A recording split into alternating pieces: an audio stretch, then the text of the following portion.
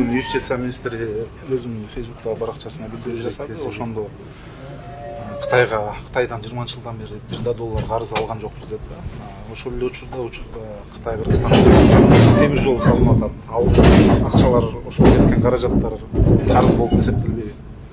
Жок, ал карыз болуп эсептелбейт. Себеби дегенде бул коммерциялык долбоор, өзүн өзү сактаган долбоорлордун бири. Анткени жанагы бүт жолдун баары 3 мамлекеттин өзүнүн ар биринин салымдары бар. 51% Кытай мамлекети салат, 24,5%дан бул Кыргызстан менен Өзбекстан салымы болот. Андан тышкары ошол киреше булактары төлөнүп бүткөндөн кийин долбоор толугу менен Кыргызстанга калат. Бул жол ээликти Кыргызстандан кийин.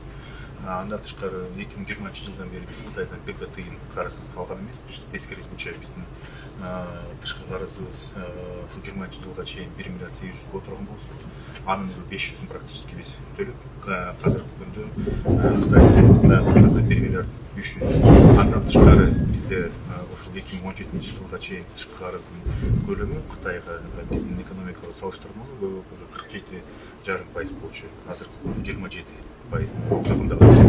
Негизден биздин тышкы карыз ушул эң эле чоң 3 займчы болсо Дүйнөлүк банк, андан тышкары Европа өнүктүрүү банкы и Азиатский банк, Азия өнүктүрүү банкы да Кытай менен ичинде бизде диверсифицированный тышкы карыз негизи мыйзам чегинде бир заемщиктен биз 50% гана алабыз. Азыркы күндө Кытайдын ошол тышкы карыздын алкагында 27 гана пайыз бар.